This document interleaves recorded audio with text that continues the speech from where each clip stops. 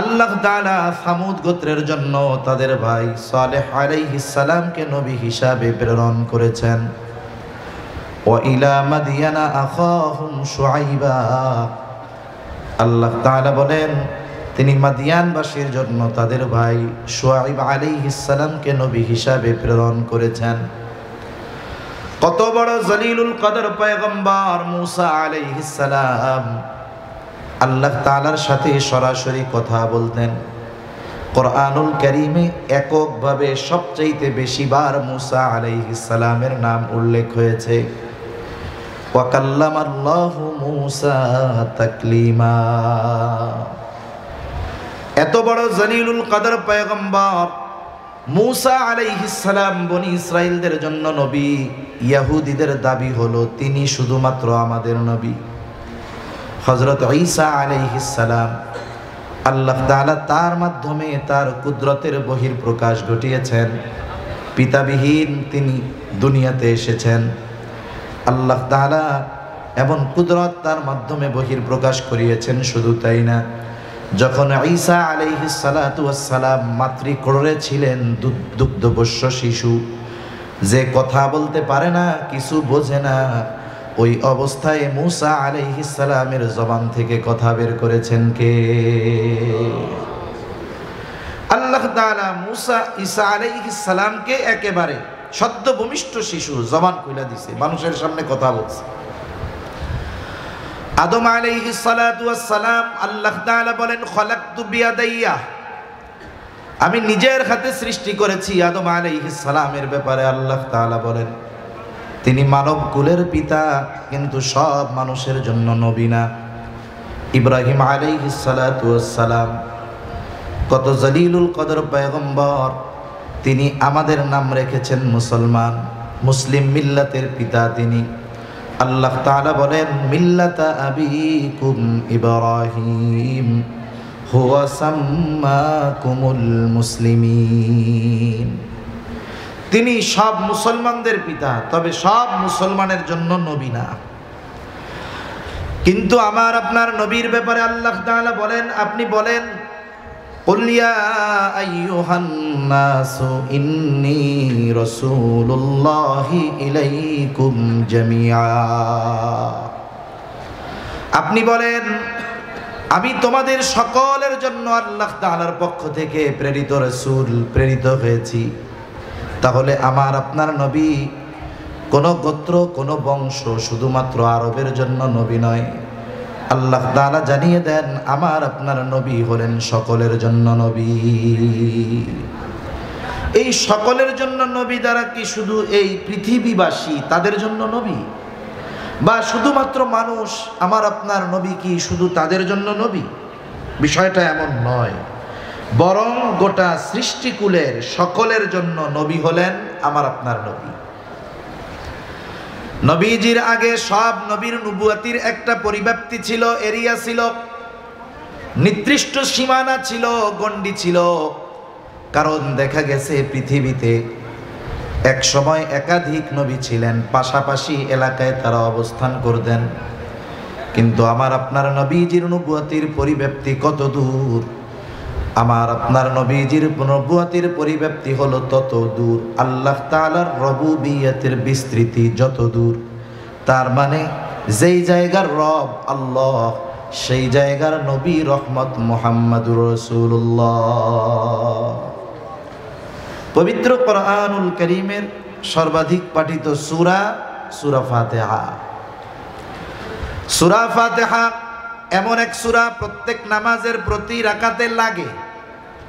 ইমামের পেছনে যখন পড়া হয়, ইমামের কেরাতি, মুসল্লির কেরাত, তখন আমরা পড়ি না, তখন ইমামেরটা শুনি।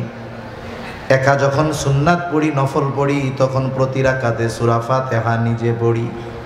সূরা ফাতিহার শুরুতেই আমরা বলি আলহামদুলিল্লাহি রাব্বিল আলামিন, সকল প্রশংসা আল্লাহর জন্য।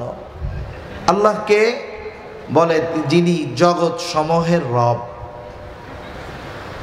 আলম এক বচন, আলামিন বহু বচন, তার মানে আল্লাহ তাআলা বলেন জগৎ একটা নয়, অগণিত জগৎ আছে। মহাকাশ নিয়ে যারা গবেষণা করে মাঝে মধ্যে দেখবেন তারা বলে এত আলোকবর্ষ দূরে একটা নতুন গ্রহের সন্ধান পাওয়া গেছে, নতুন একটা আলম, নতুন একটা জগতের সন্ধান পাওয়া গেছে। গোটা পৃথিবীব্যাপী তোলপাড় সৃষ্টি হয়ে যায় যে পৃথিবীবাসী নতুন করে একটা স্থানের সন্ধান পেয়েছে, ওই জায়গায় মানব বসতি স্থাপন করা হবে।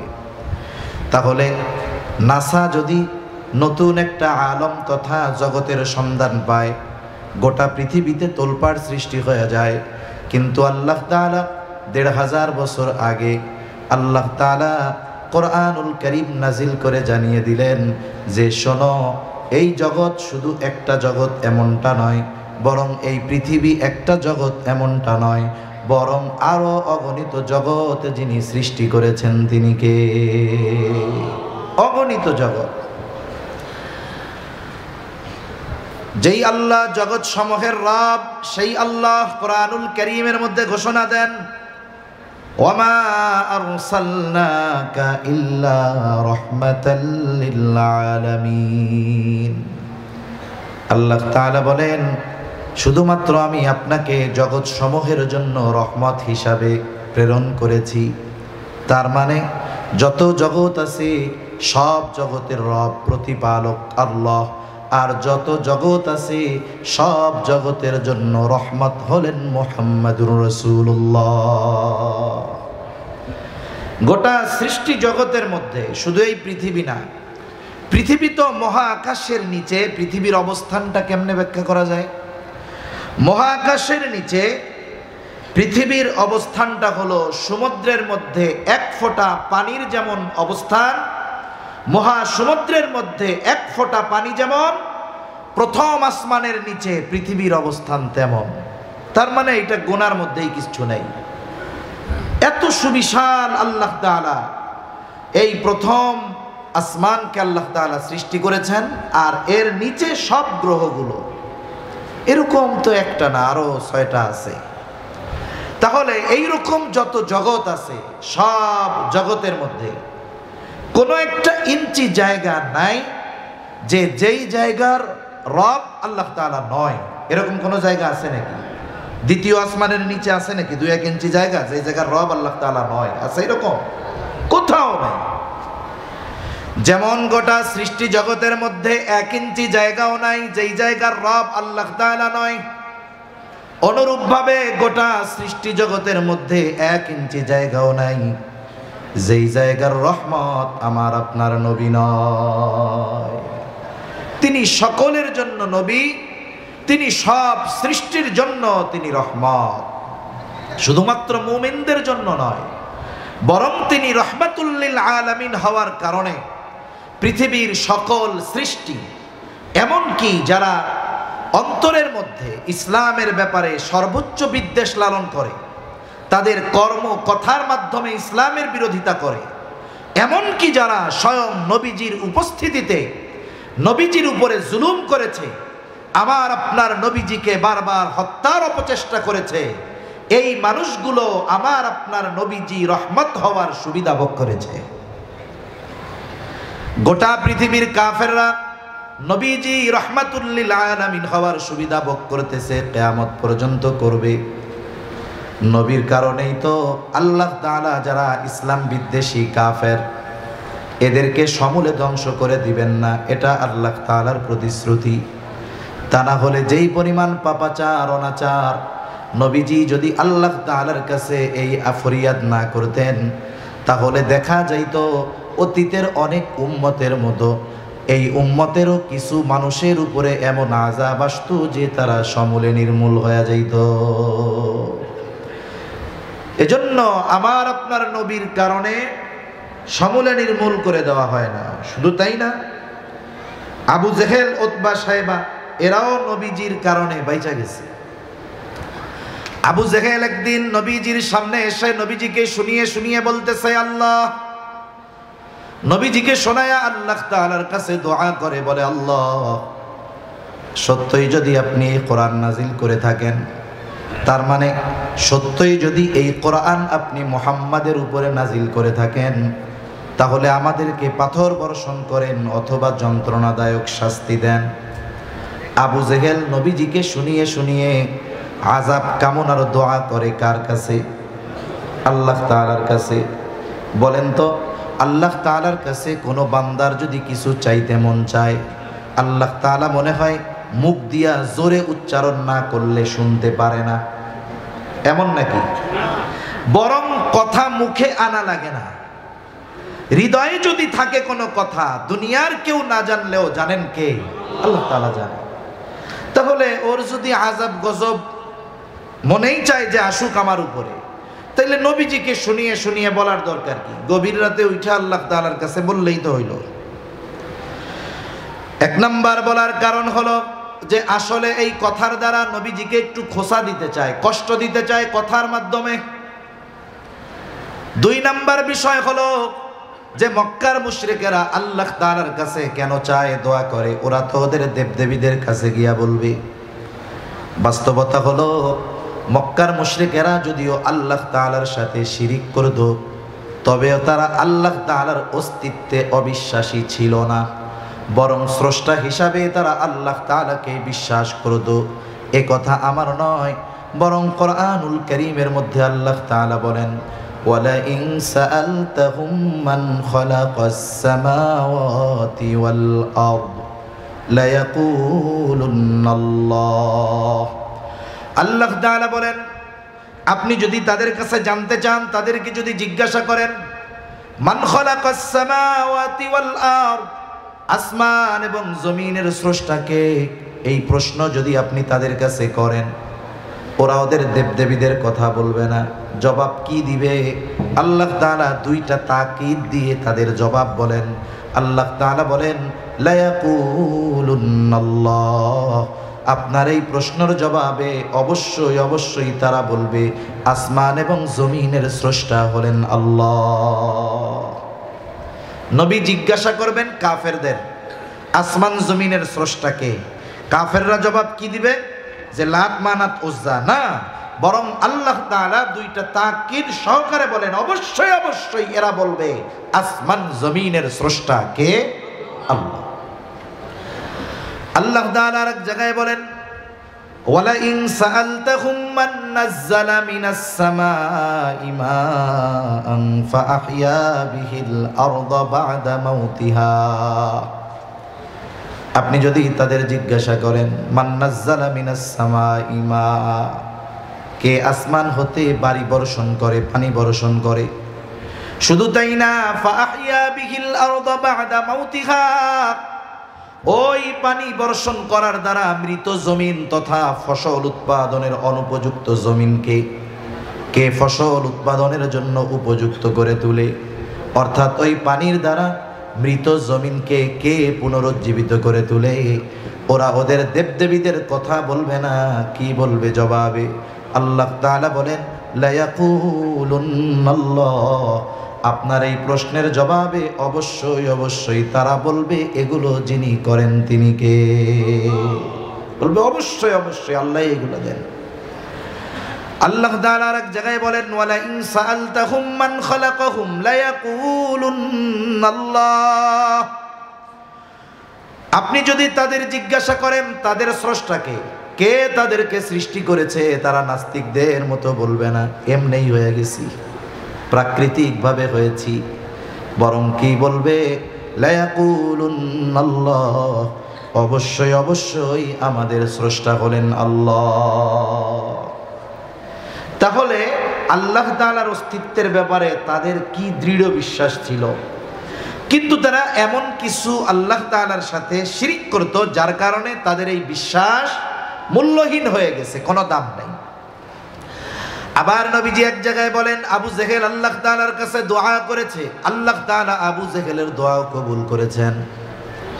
বদরের দিন সকাল বেলায় আবু জেহেল আল্লাহ তাআলার কাছে দোয়া করে বলে, আল্লাহ আজকে যারা হকের উপরে আছে, সত্যের উপরে আছে, আপনি তাদেরকে বিজয় দান করেন। নবীজি বলেন আল্লাহ তাআলা আবু জেহেলের দোয়া কবুল করেছে। বদরের দিন যারা হকের উপরে ছিল, সত্যের উপরে ছিল, আল্লাহ তাআলা তাদেরকেই বিজয় দান করেছে। তাহলে নবীজিকে শুনিয়ে শুনিয়ে আল্লাহ তাআলার কাছে বলার উদ্দেশ্য হলো নবীজিকে কষ্ট দেওয়া।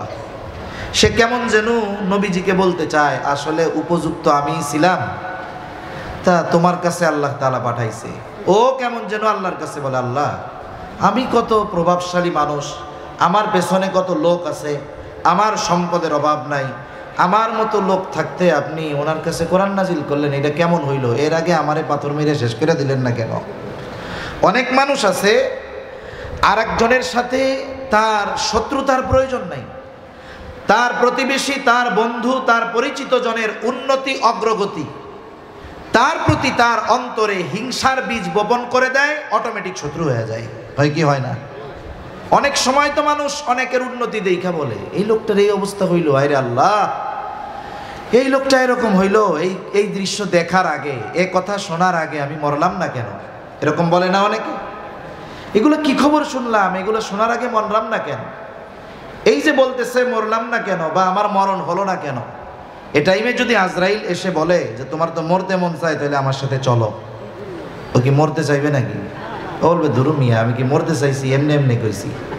তার মানে চিন্তা করেন, পরশ্রী কাতরতা, হিংসা কেমন এক রোগ যে এটার কারণে অনেক সময় মানুষ নিজের মৃত্যুও কামনা করে। এজন্য বুজুর্গদের সোহবতে যাওয়া দরকার আমাদের, যাতে আমাদের এই অন্তরের রোগগুলো দূর হয়ে যায়। অন্তরের রোগ এটা জটিল এক জিনিস।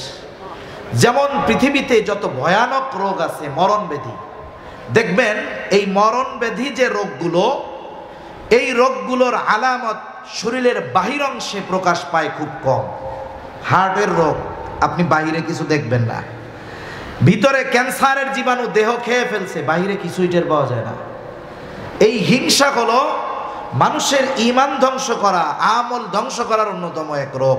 এজন্য আল্লাহ তাআলার কাছে দোয়া করা, যারা এই রুহানি চিকিৎসক, অন্তর পরিশুদ্ধ করার চিকিৎসক, যারা হক্কানি বুজুর্গানে দ্বীনের সোহবতে গিয়ে আমাদের দিলগুলাওকে পরিষ্কার করা দরকার, ঠিক কিনা বলেন? তা আবু জেহেল এই কথা নবীজিরে শোনায় শোনায় বলতেছে, মানুষ যখন আমাকে আপনাকে কোনো কথা বলবে, তিরস্কার করে খোঁচা মেরে, মানুষ হিসাবে স্বাভাবিক আমার আপনার খারাপ লাগতেই পারে, ঠিক কিনা বলেন? আবার অনেক সময় অনেক ভদ্র মানুষ আছে, মানুষ যদি তাকে তিরস্কার করে কিছু বলে চুপ করে থাকে। সবাই তো আর একরকম না। মনে করেন কতজন হুজুরদের বলে জঙ্গি, মোল্লা, মানুষের বাড়িতে খায়, এই করে সেই করে। দেখবেন কিছু মানুষ আছে শরীফ মানুষ, উনি খালি শুনে, কিছু বলে না, মাথা নিচু করে চলে আসে। আবার অনেক সময় অনেকে আছে যে তিনি খুব ভদ্র, সাথে আছে এক বন্ধু, এটা খুব চেতা। এখন ওই ভদ্র মানুষকে কেউ যদি তিরস্কার করে, সে যদিও কিছু না বলে, কিন্তু সাথে যে শক্তিশালী বন্ধু, সে চুপ করে বসে থাকে না, প্রতিবাদ করে বলে, মিয়া আমার বন্ধুটারে ভদ্র পাইছ, এই জন্য কিছু কও না, আমারে বইলা দেখতা, সাইজ করে দিতাম, ঠিক কিনা বলেন? জাহেল, মূর্খ, অজ্ঞ কোন ব্যক্তিকে উদ্দেশ্য করে কিছু বলে, আল্লাহর বান্দা চুপ করে থাকে, এটা তার দুর্বলতা নয়। অনেক সময় চুপ থাকা, জবাব না দেওয়া, এটাই বড় প্রতিবাদ, ঠিক কিনা? এজন্য রহমানের বান্দাদের যত গুণাবলী আছে, এর মধ্যে একটা গুণ আল্লাহ তাআলা বলেন, ওয়াইদা খাতাবাহুমুল জাহিলুনা ক্বালু সালামা। আবু জেহেল নবীজিকে শোনায় শোনায় কথা বলে, নবীজি কিছু বলেন না, কিন্তু আবু জেহেল যে আমার আপনার নবীকে কষ্ট দিতে চায়, যে কথাগুলো বলতেছে, আল্লাহ তাআলা শুনেন কি শুনেন না? নবী ঠিক কিছুই বলেন নাই, কিন্তু আল্লাহ তাআলা জবাব পাঠায় দিলেন আমার আপনার নবীর জবান দিয়ে। আল্লাহ তাআলা বলেন, হাবিব, আসলে ওরা যা বলে, ওরা যা করে, ওরা যে শাস্তি কামনা করে, তার চাইতে কঠিন বিষয়ের উপযুক্ত তারা। কিন্তু শাস্তির উপযুক্ত হওয়ার পরেও কেন আমি শাস্তি দেই না, শুইনা নেন। আল্লাহ তাআলা বলেন, ওয়ামা কানাল্লাহু লিয়ুআযযিবাহুম ওয়া আনতা ফীহিম। শাস্তি দেই না কেন? এটা আপনার সম্মানার্থে। আপনি যতক্ষণ তাদের মধ্যে আছেন, শুধুমাত্র আপনার সম্মানার্থে আমি তাদেরকে আযাব দেই না। তাহলে আবু জেহেল, উতবা, সাইবা সহ এরা শাস্তির উপযুক্ত। শাস্তির উপযুক্ত শাস্তি পাওয়ার মতো কথা কাজ সবকিছু করার পরেও আল্লাহ তাআলা আযাব কেন দেন নাই? বলে আপনি আছেন এই জন্য দেই নাই। কেন দেই নাই? বলে আপনি তো রাহমাতুল লিল আলামিন, আপনি এই পৃথিবীতে আছেন আর শাস্তি দেব আযাব দিব এটা হতে পারে না, কারণ আযাব আর রহমত একসাথে থাকতে পারে না। এজন্য অতীতে যত নবীর উম্মতদেরকে আল্লাহ তাআলা শাস্তি দিয়েছেন এমনটা কখনো হয় নাই আল্লাহ আযাব দিয়েছেন আর ওই জায়গায় ওই নবী উপস্থিত আছে, এমনটা হয় নাই। আগে আল্লাহ তাআলা ওই নবীকে তার নবুয়তির এরিয়ার বাইরে নিরাপদে সরায় নিছেন, এরপরে আল্লাহ তাআলা আযাব দিয়েছেন। তাহলে আদ গোত্রের নবী হুদ আলাইহিস সালাম আল্লাহ শাস্তি দিতে চাইলেন, হুদ নবীকে সরায় নিলেন। ইউনুস আলাইহিস সালাম যেই জায়গার নবী সরায় নিলেন, শুআইব আলাইহিস সালামকে সরায় নিলেন, সালেহ আলাইহিস সালামকে সরায় নিলেন। উনি ওনার নবুয়তির এরিয়ার বাইরে চলে গেল। বলেন তো আমার আপনার নবীকে কোথায় সরায় নিবে? কারণ সরানোর মতো 1 ইঞ্চি জায়গা গোটা সৃষ্টি জগতের কোথাও নাই, কারণ আমার আপনার নবী হলেন রহমাতুল লিল আলামিন। আমার আপনার নবীর সম্মানার্থে কাফেররা শাস্তি পায় নাই নগদে, নাইলে ওরা যা করছে শাস্তির উপযুক্ত ছিল। তাহলে যে কথা থেকে গেলাম, নবীজি রহমাতুল লিল আলামিন হওয়ার এই সুবিধা শুধু মুমিনরা ভোগ করে তা নয়, কাফেররাও ভোগ করতেছে, ঠিক কিনা বলেন? আবার দেখেন এই উম্মতের জন্য নবীজির কেমন দয়া, আল্লাহ তাআলা তার অন্তরটাকে কত নরম বানায় দিয়েছে, অন্তরের মধ্যে কত রহমত কত দয়া ভরপুর করে দিয়েছে। আব্দুল্লাহ ইবনে আমর ইবনুল আস রাদিয়াল্লাহু তাআলা আনহু থেকে বর্ণিত, নবীজি কোরআন থেকে তিলাওয়াত করলেন যা আল্লাহ তাআলা ইব্রাহিম আলাইহিস সালামের ব্যাপারে নাজিল করেছেন। কোরআনে কি নাজিল করেছেন? আল্লাহ কোরআনুল কারীমের 13তম পারা সূরা ইব্রাহিমের মধ্যে আল্লাহ তাআলা ইব্রাহিম আলাইহিস সালাম তার গুনাহগার উম্মতের জন্য ক্ষমা চেয়ে আল্লাহ তাআলার কাছে দোয়া করেছেন। ওই দোয়ার কথাটাই আল্লাহ তাআলা কোরআনে জানিয়ে দিয়ে বলেন, রব্বি ইন্নাহুন্না আযলালনা কাসীরাম মিনান নাস ফামান তাবিআনি ফাইন্নাহু মিন্নি ওয়া মান আসানি ফাইন্নাকা গফুরুর রহিম। ইব্রাহিম আলাইহিস সালাম বলেন, ও রব, এই প্রতিমাগুলো এই মূর্তিগুলো অধিকাংশ মানুষকে পথচ্যুত করে ফেলেছে। ফামান তাবিআনি ফাইন্নাহু মিন্নি, যে আমার আনুগত্য করেছে সে তো আমার দলভুক্ত। আমান আসানি, যে আমার আনুগত্য করে নাই, যদিও করে নাই যদিও মানে নাই, তথাপিও তো ইব্রাহিম আলাইহিস সালামের উম্মত।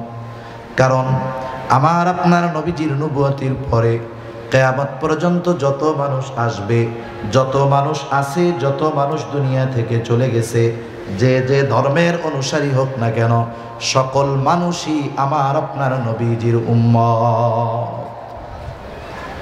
অনেক সময় এমনটা হয় যে বাধ্য সন্তানের চাইতে মা বাবা অবাধ্য সন্তানকে নিয়ে চিন্তিত বেশি থাকে, দোয়া তার জন্য বেশি করে, তার কথা মানুষের কাছে বেশি বলে। সন্তান অবাধ্য কিন্তু তার জন্য বেশি চিন্তিত থাকে। কেন? বলে মোহাব্বতের কারণে। চিন্তা করে যেগুলো তো বাধ্য ওগুলো তোর একটা রাস্তা হয়েছে, কিন্তু যেটা অবাধ্য এটার কি হবে। মা বাবা সন্তান খারাপ হওয়ার পরেও তাকে ত্যায্যপুত্র করে দেয় না, বের করে দেয় না, বরং তার পরিবর্তনের জন্য আল্লাহ তাআলার কাছে দোয়া করে, মানুষের কাছে বলে, উলামায়ে কেরামের কাছে বলে, দেখেন একটু কিছু করা যায় কিনা। কেন করে? মোহাব্বতের কারণে। বলেন তো মা বাপ সন্তানকে যত মোহাব্বত করে তার চাইতে নবী তার উম্মতকে মোহাব্বত কম করে না বেশি করে? কত বেশি করে এটা মাপা যাবে না, পরিমাণ পরিমাপ করা যাবে না। কত ভালোবাসে নবী। আসলে আমাকে আপনাকে ভালোবাসে কে, দুনিয়াতেও এটা মোটামুটি বোঝা যায়। মুসিবতে বিপদে যে পাশে থাকে আসলে সে ভালোবাসে। মুখ দিয়া শুধু বললে হবে না ভালোবাসি ভালোবাসি, কিন্তু বিপদের সময় নাই।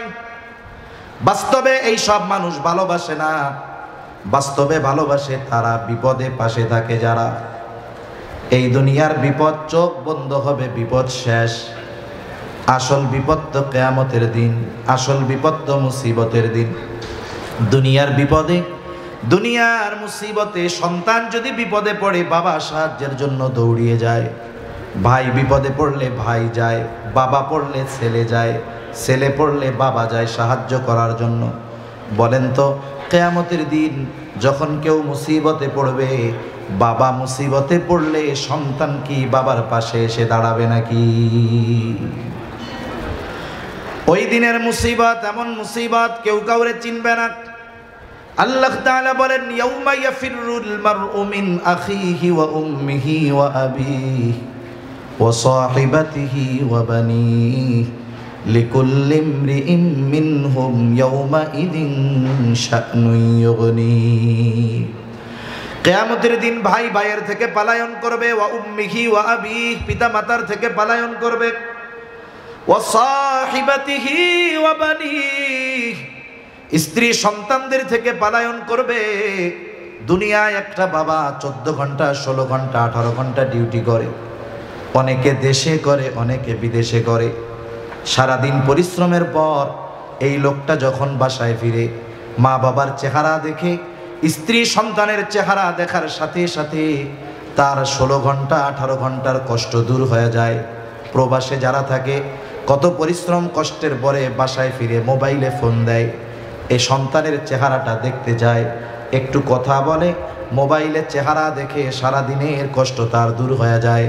তার মানে দুনিয়ার কষ্ট দূর করার জন্য মানুষ স্ত্রীর চেহারা দেখে, সন্তানের চেহারা দেখে, মা বাবার সাথে কথা বলে, মা বাবার চেহারা দেখে।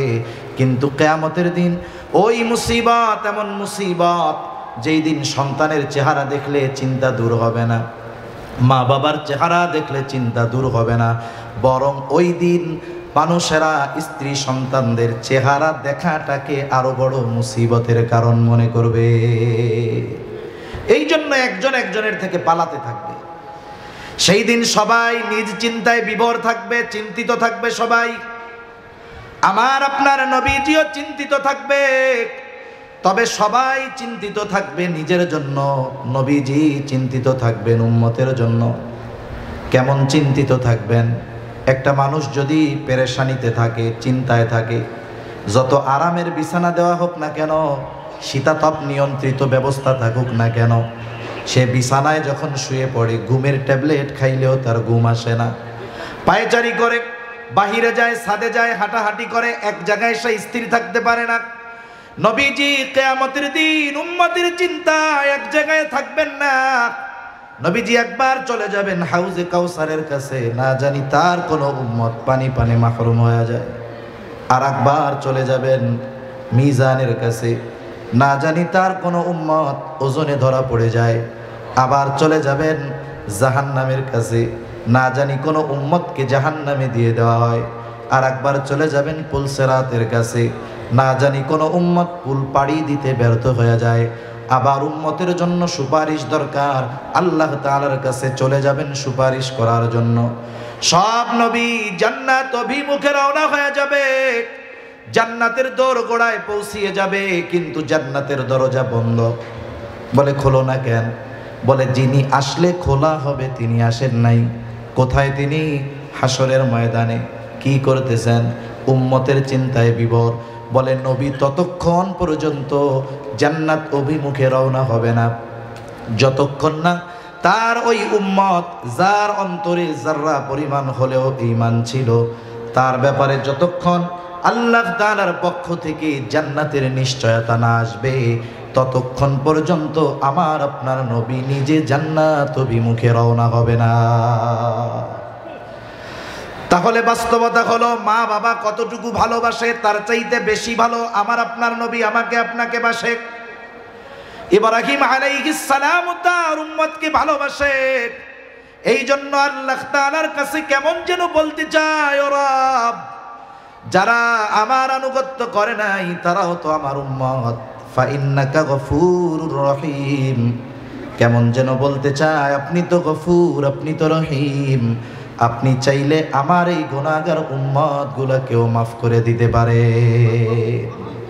ঈসা আলাইহিস সালাম তার গুনাহগার উম্মতের জন্য আল্লাহ তাআলার কাছে দোয়া করে বলে, ইন তুআযিবুহুম ফাইন্নাহুম ইবাদুক, আপনি যদি তাদেরকে শাস্তি দেন তারা তো আপনারই বান্দা, ওয়া ইন তাগফির লাহুম ফাইন্নাকা আনতাল আজিজুল হাকীম, আর আপনি যদি তাদেরকে মাফ করে দেন, আরে আপনি তো আজিজ, আপনি তো হাকিম, আপনি মহাপরাক্রমশালী, মহাপ্রজ্ঞাময়।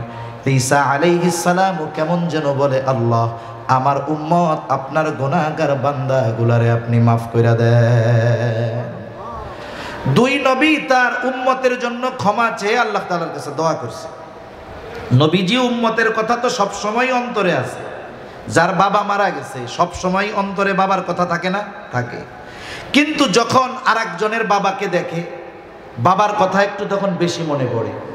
নবীজি সব সময় উম্মতের চিন্তা করেন, কিন্তু দুই নবী যখন উম্মতের ব্যাপারে দোয়া করছে উম্মতের কথা একটু বেশি মনে পড়ে গেছে। এবার নবীজি কি করলেন? ফারাফা ইয়াদাইহি ওয়া ক্বালা আল্লাহুম্মা উম্মতি উম্মতি ওয়া বাকা। নবীজি দুই হাত উঁচু করলেন, দুই হাত উঁচু করে বলতেছেন, আল্লাহুম্মা উম্মতি আল্লাহুম্মা উম্মতি, আয় আল্লাহ আমার উম্মত আমার উম্মত। আর দুই চোখ দিয়ে অজরে পানি জোরে পড়তেছে। নবীজি কান্না করেন আর এটা বলতেছেন, আমার উম্মত আমার উম্মত।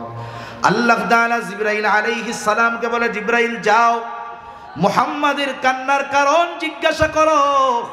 জিবরাইল আলাইহিস সালাম চলে এসেছে, এসে জিজ্ঞাসা করে আপনার কান্নার কারণ কি? যদিও আপনার কান্নার কারণ আপনার মালিক জানে, এরপরেও তিনি শুনতে চায়। আরে আল্লাহ জানার পরে কেন শুনতে চায়? মাঝে মধ্যে আমি বলি, বৃহস্পতিবার বিকাল বেলায় মক্তবের বা হিফজখানার ছোট একটা বাচ্চা ওস্তাদের কাছে গেছে আসরের পরে, ওস্তাদের পাশে বসে শুধু কান্না করে, কিছু বলে না। ছোট বাচ্চা, বলেন তো বৃহস্পতিবারে কোনো মক্তবের বা হিফজখানার ছোট বাচ্চা যদি হুজুরের পাশে বসে কান্না করে, কি জন্য কান্না করে ওস্তাদকে বলার দরকার আছে নাকি? বলেন তো কেন কান্না করে? ছুটি চায়, বাসায় যেতে চায়, ওস্তাদও বুঝে, জিজ্ঞাসা করে কান্না করো কেন? এবার কান্নার গতি আরো বাইরে যায়। ও চিন্তা করে আমি কাঁদতেছি কেন? হুজুর বোঝার পরেও আবার জিজ্ঞাসা করে কেন? হুজুর বলে, তুমি যতই কান্নাকাটি করো লাভ নাই, কারণ আগে কও। এইবার কান্না জড়িত কণ্ঠে ছেলেটা ওস্তাদের কাছে বলে, ওস্তাদ আমার আম্মাকে একটু দেখতে মন চায়, ছোট ভাইটাকে একটু দেখতে মন চায়, একটু ছুটি দেন, বাড়িতে যাব। ওস্তাদ এবার একটা হাসি দিয়া বলে, যাও আগামীকাল মাগরিবের আগে চলে আসবা। এখন কথা হলো, ছাত্রের কান্নার কারণ জানার পরেও ওস্তাদ ছাত্রর মুখে শুনতে চায় কেন? বলে এটা হলো ওস্তাদ আর ছাত্রের মধ্যে মহব্বতের বহিঃপ্রকাশ। নবীজি কান্না করে কেন জানার পরেও কেন আল্লাহ শুনতে চায়? বলে এটা হলো আমার আপনার নবীর প্রতি আল্লাহ তাআলার ভালোবাসার বহিঃপ্রকাশ। উম্মতের ব্যাপারে সব কথা খুলে বলছে জিবরাইল আলাইহিস সালামকে। জিবরাইল আলাইহিস সালাম গিয়ে বলে, আল্লাহ আপনার হাবিবের কান্নার কারণ তার উম্মত। আল্লাহ তাআলা বলে, যাও আমার হাবিবকে মুহাম্মদকে গিয়া জানায় দাও, অচিরেই আমি তাকে তার উম্মতের ব্যাপারে সন্তুষ্ট করব, অসন্তুষ্ট করব না। আল্লাহ তাআলা কোরআনুল কারীমের মধ্যে সূরাতুদ দুহার মধ্যে বলেন, ওয়ালা সাউফা ইউতিকা রাব্বুকা ফাতারদা, অচিরেই আপনার রব আপনাকে এমন কিছু দিবেন যে আপনি খুশি হয়ে যাবেন। এই আয়াতের তাফসিরে এই হাদিসটা আসছে। আর এর জবাবে নবী বলেন, আমি ততক্ষণ পর্যন্ত খুশি হব না যতক্ষণ আমার সব উম্মতকে আল্লাহ মাফ করবে না। তাহলে নবীজির প্রতি আমাদের প্রতি নবীজির ভালোবাসা কেমন, এটা বোঝার জন্য দুনিয়ার কোনো মানুষের স্বাক্ষর দরকার নাই, আরো অনেক হাদিস উপমা দেওয়া যাবে। অল্প সময়ের মধ্যে শুধু আল্লাহ তাআলার কথাটা বইলা শেষ করে দেই।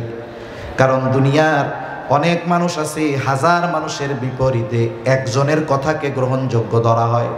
হাজার মানুষ একদিকে আর এক ব্যক্তি একদিকে, ঠিক কিনা বলেন? আল্লাহ রাব্বুল আলামিন স্বয়ং নিজে জানিয়ে দেন নবীজির আমাদের প্রতি কত মায়া, কত দয়া, কত মহব্বত, কত ভালোবাসা। আল্লাহ তাআলা সেই কথা কোরআনুল কারীমের মধ্যে বলেন, লাকাদ জাআকুম রাসূলুম মিন আনফুসিকুম আজিজুন আলাইহি মা আনিতুম হারিসুন আলাইকুম বিল মুমিনিনা রাউফুর রহিম। আল্লাহ তাআলা বলেন, তোমাদের মধ্য থেকে তোমাদের জন্য এমন একজন রাসূল এসেছেন। কেমন সেই রাসূল? আল্লাহ তাআলা এক নাম্বার বলেন আজিজুন আলাইহি মা আনিতুম, তোমাদের জন্য যেটা কষ্টের সেটা তার জন্য কষ্টের। তার মানে তিনি হলেন সমব্যথী। তোমরা যেটাতে কষ্ট পাও তিনিও সেটাতে কষ্ট পায়। এটা আবার কেমন কথা? আমার হাত কেটে গেছে, আমার পা কেটে গেছে, হাত ভেঙে গেছে, কষ্ট তো আমি পাবো, আপনি কেমনে পাবেন? এই যে একজনের কষ্টে আরেকজন যে কষ্ট অনুভব করে, এটার মূল কালেকশন হলো মোহাব্বত, ভালোবাসা। মনে করেন একজনের ছোট বাচ্চা 2 বছর 3 বছর বয়স, 2 বছরের বাচ্চা গভীর রাত প্রচন্ড জ্বরাক্রান্ত, এতটা জ্বর গা ফেটে যায়, চোখগুলো টলমল করতেছে পানিতে, জ্বরের যন্ত্রণায় কষ্টে ছোট বাচ্চার জবান দিয়ে কষ্টের আওয়াজ বের হচ্ছে, আহ। গভীর রাত, দোকানও খোলা নাই, ডাক্তারের কাছে নেওয়ারও কোনো উপায় নাই। সন্তানের এত কষ্ট, পাশে বসে আছে তার মা বাবা। যাদের সন্তান আছে অনুধাবন করতে পারবেন। বলেন তো, জ্বরাক্রান্ত ওই শিশু বাচ্চা জ্বরের কারণে যত কষ্ট পায়, তার পাশে বসে থাকা সুস্থ মা বাবা সন্তানের চাইতে কষ্ট বেশি পায় না কম পায়? কম না বেশি পায়? যাদের বাচ্চা কাচ্চা নেই এরা তো এটা সহজে বুঝবে না, যাদের আছে এরা বুঝবে। তাহলে কষ্ট কেন পায়? অন্য মা বাবা তো পাবে না, উনরা কেন পায়? বলে সন্তান তো মহব্বতের কারণে, ওর কষ্ট মা বাবার কষ্টের কারণ হয়। যেই মা বাবা সন্তানের কষ্টে কষ্ট পায় মহব্বতের কারণে, বলেন তো সেই উম্মতের কারণে নবী কষ্ট কেন পাবে না? সন্তানকে মা বাবা যত ভালোবাসে তার চাইতে অগণিত গুণ বেশি ভালো নবী তার উম্মতকে বাসে। আল্লাহ তাআলা সেই জন্য বলেন তিনি হলেন আজিজ, সমব্যথী। 2 নাম্বার, আল্লাহ রাব্বুল আলামিন বলেন হারিসুন আলাইকুম, তিনি তোমাদের জন্য কল্যাণকামী।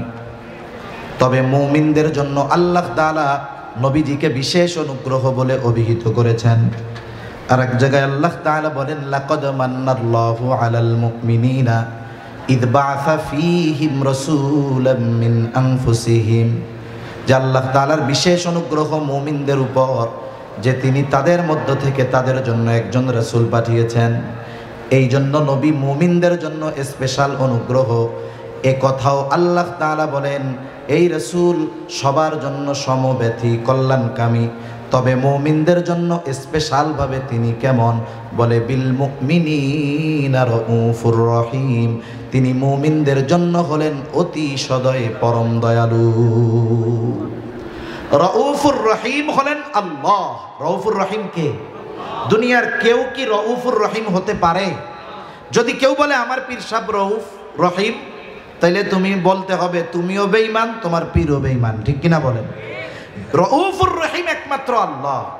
ওই রাউফুর রহিম আল্লাহ, অতি সদয় পরম দয়ালু ওই মালিক নবীজির তার মুমিন উম্মতদের প্রতি কেমন দয়া, মায়া, মোহাব্বত, ভালোবাসা, এটা বোঝানোর জন্য স্বয়ং নিজের গুণবাচক শব্দ আমার আপনার নবীজির সাথে আল্লাহ ব্যবহার করেছেন। সুবহানাল্লাহ।